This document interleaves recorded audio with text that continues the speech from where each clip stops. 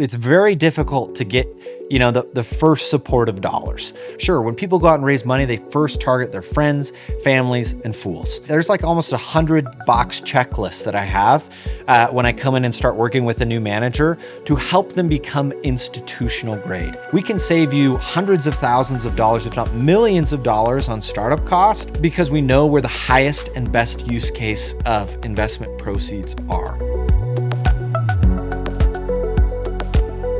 How do you value the stake of, a business that you are partnering with? Now, I kind of value these emerging fund managers in two different buckets, right? There's the guys that are truly new, that are at inception, that haven't started their fund yet. They don't have legal together or anything. And then there's kind of a more, and I call those just seed stages, right? They're brand new. And then there's kind of more of the established emerging manager, meaning that they've already filed docs, like everything's structured. They're already typically deploying capital. They've already raised some money. They've already got some subscriptions in the door. And, for that business, there's actually some enterprise value that we can get to. I define emerging managers as anybody that's managing less than $1 billion or that's on fund 1, 2, 3, or 4. So again, there's two different kind of subsets of managers that we're working with. The first is the seed. So if it's a brand new fund manager, we actually don't typically purchase the stake, meaning that because they haven't raised any money, because they haven't, there's no material value of that business yet, we actually we purchase the stake. We try and purchase the stake at a near $0 basis.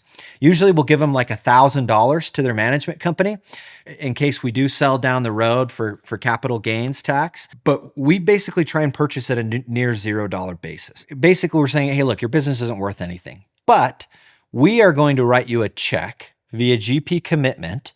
We're going to invest into your fund. We're going to be one of your first checks that we're going to write, which is really hard to get, by the way, right? Like it's very difficult to get, the first supportive dollars, right? Like there's usually an actual investor. I mean, sure, when people go out and raise money, they first target their friends, families, and fools, right? That's who they go to first. And to get that first real investor is typically very difficult. And we're not afraid to write that check. We'll partner on the GP. We typically look to acquire single digit interest, 5, 7, 9% stakes in these funds.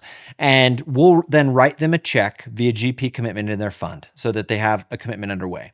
Now, you're probably asking yourself, like, why would I just give you interest in my company without actually purchasing the stake? And the reason is we've helped incubate hundreds of funds over the last couple of years. And we know this business, especially at the emerging manager level, better than most. And we have partnered with strategic providers. We can save you hundreds of thousands of dollars, if not millions of dollars on startup cost, because we know where the highest and best use case of investment proceeds are. We come in and we're active advisors on these firms, right? So we kind of take the approach where we're going to work with you day in and day out. We're going to set up weekly cadence meetings, and we're going to make sure your capital calls are structured correctly, your investment policy statement is crafted. There's like almost 100-box checklist that I have when I come in and start working with a new manager to help them become institutional grade. What I mean by that is there's kind of untraditional fund managers, and then there's kind of an institutional grade manager. What I mean by institutional grade is that they can take institutional capital, meaning big checks, right? Like sovereign funds, endowments, or large, massive family offices, very sophisticated money. Most managers don't qualify for sophisticated money because they haven't codified their processes, their procedures, their business, and they don't have enough depth on their materials. We help them build that, right? We help them build their decks. We help them build their data rooms. We help them refine their pitch, their mandate. So we're really working with these managers day in and day out to ensure their success. Again, there's two main ways that a fund makes money: the management fee and the performance fee. So the management fee is I mean, it's contractual income. It's pretty easy to put that together to forecast, the revenues that's going to come off of it. It's contractual based on how many investors they've signed up on their sub docs. So once those subscription docs are signed, like that 2% is going to come in the door, right? Whether it's based on committed capital or called capital or whatever, but it's really contractual income. And so we can forecast, their management fee revenues. And there's typically in, a lot of, growth, private equity or late stage venture, you're going to look at the future of the business, right? So does this business have, sure, they've got this fee income right now that's contractual for maybe the next 10 years, but is their assets under management going to grow? That's really the KPI there. And you're underwriting, hey, do I think that this business has the potential to be managing $150 million or $1 billion in the future? Because if they are, it's an easy kind of DCF analysis, a discounted cash flow analysis on the revenues from that management fee. Okay, so that's kind of the first part of valuing a GP stake. The second part of it is their performance fee. And that's very similar to a secondaries transaction. If you're familiar, a secondaries transaction is when, let's say, a traditional limited partner goes and invests in a fund. They're locked up for 7 years on that investment in real estate. They're 5 years down the road. They've invested $1 million into a fund, and they're 5 years down the road on a 7-year lockup, and I don't know, something terrible happens in their life and they need their money back. Now, contractually, they're locked up. General partners don't have to return that capital.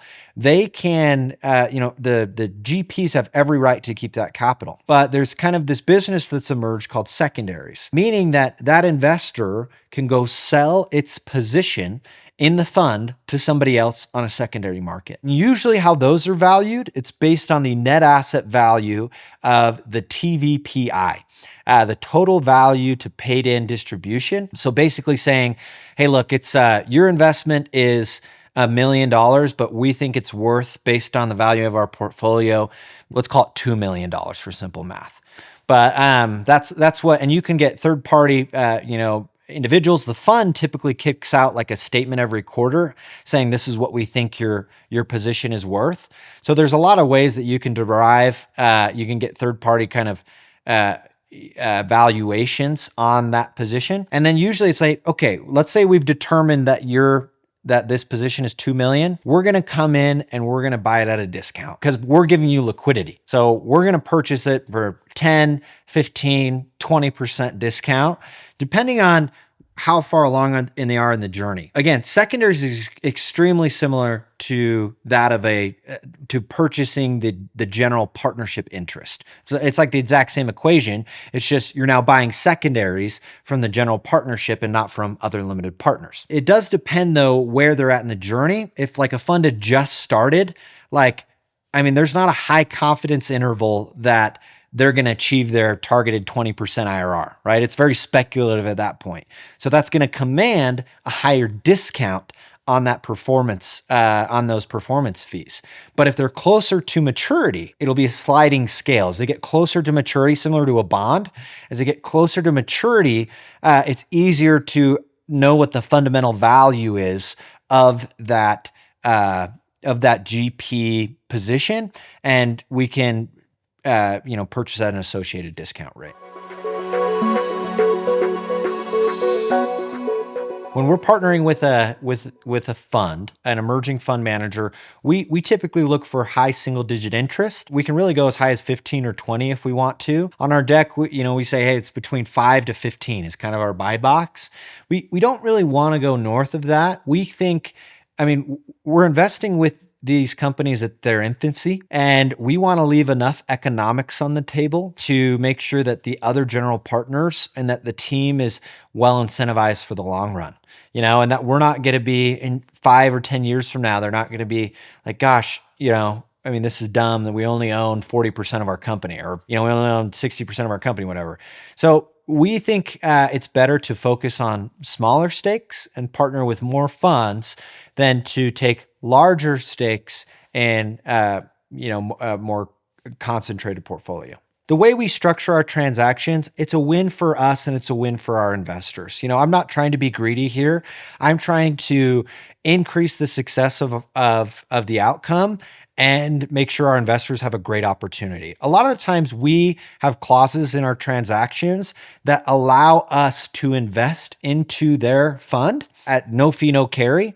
And we have like tranche up clauses. For example, for a venture deal I did, we gave them originally 250,000, but we have the right to invest up to 1.5 million. So we can take additional capital and invest it into their fund if they're doing well at no fee, no carry. So that allows us to participate more on the upside of the fund performance. And we just know that long term that there's value in that stake. Now, I will say I have regretted taking too much of a firm. And I learned that really early. Before we were actually deploying capital into some of these deals, we just started partnering kind of on a deal by deal basis and saying, yeah, look, we'll help you set up your fund. And there was one particular fund where we negotiated at a 20% interest. I wasn't the lead on that. I had some partners that were. We had discussed, and I said, look, I think the biggest risk here is if we're a 20% partner and we're not purchasing the stake, we need to act as 20% partners, right? We're going to have to do 20% of the lift. We're going to have to do 20% of the work for this fund. And I don't think we're going to have the bandwidth to do that. And I should have listened to myself more because, we got down the road a couple of years on the firm and we weren't doing 20% of the lift. And we knew that. We actually came back and said, look, because they have different expansion efforts. They're trying to incentivize different employees and bring on different partners. We basically sold back part of our interest to them so that other people on their team could participate in the economics. So that's where I kind of learned that lesson of taking too much interest in a firm. Look, we're playing the role as really active advisors, and I don't think active advisory should be paid more than 10% of a business at the end of the day. So regardless of your value prop.